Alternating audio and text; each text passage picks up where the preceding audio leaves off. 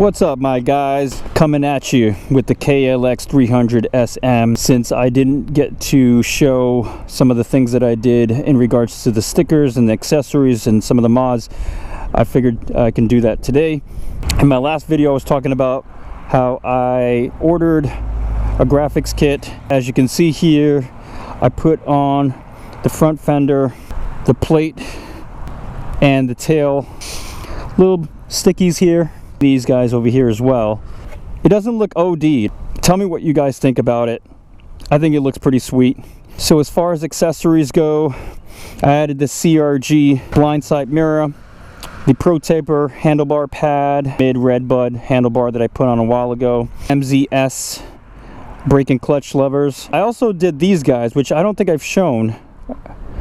The KLX Turn Signals, LED Turn Signals, nice and sturdy. KDX SNORKEL under the seat here.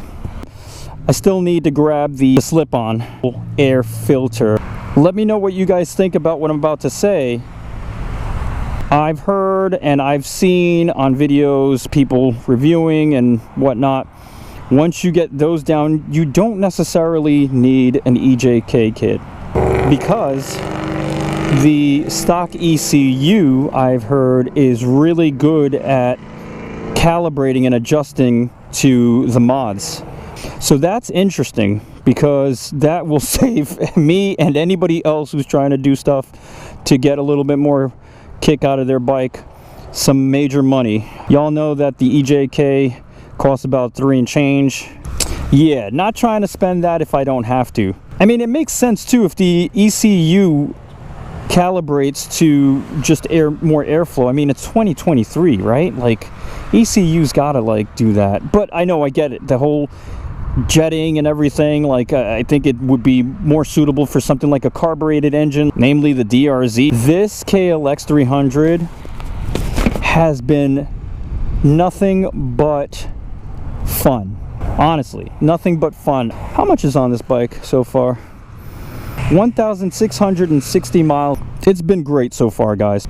I have no complaints. I know there are a lot of videos out there that compare the DRZ. You know, the DRZ is a 5-speed gearbox. A 400, it's got 393 cc or something like that. Significantly more powerful than this bike. That bike is also heavier than this bike.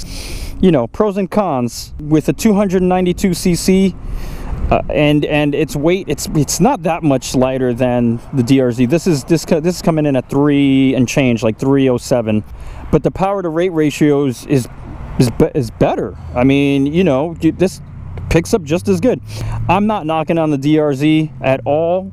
It looks cool. I've seen people mod their bikes and it looks cool as fuck, for sure. Ultimately, it comes down to this: whatever you're happy with is what's gonna work, right? Everybody's gonna have a say about, like, well, no, this is better than that. Yeah, no, that's cool. Let's have these discussions about what this is better than that and whatnot, right? Because that's how we end up learning about each other's perspectives and find out things that we normally might not find out on our own. The takeaway is to learn from others, right? People get a little opinionated and like to argue, but you know what? That's just the nature of some people. That doesn't mean that they're bad people at all. For me, I've never ridden a DRZ. I would like to. I'm not opposed to riding one, but I just haven't come across one. I ended up just buying the KLX because I did my reviews and it seemed good to go, and it's been proven to be right in purchasing this bike for me. I really like it. It's a great entry-level supermoto for me. I just got this bike in January, and it's a great entry-level supermoto for me. I'm learning how to ride this bike. Granted, yes, it's a sumo. It's a dirt bike with road tires. I'm still on the road like I was with my last 3 bikes. But you know what? There is a lot that I've learned that I wasn't doing on my previous bikes that I'm doing on this bike. Riding a dirt bike is a totally different skill level, and I give props, I give credit to those who do it, who actually have been riding for years on end. You know, equally those who have just picked it up and are trying their hand at off-road, because it is a totally different skill level. You cannot knock a dirt bike rider. I'm never knocking that sort of shit. You talk about like techniques and whatnot. I mean, you've gotta come away with something if you've been on a dirt bike for years on end. Be safe out there. Peace.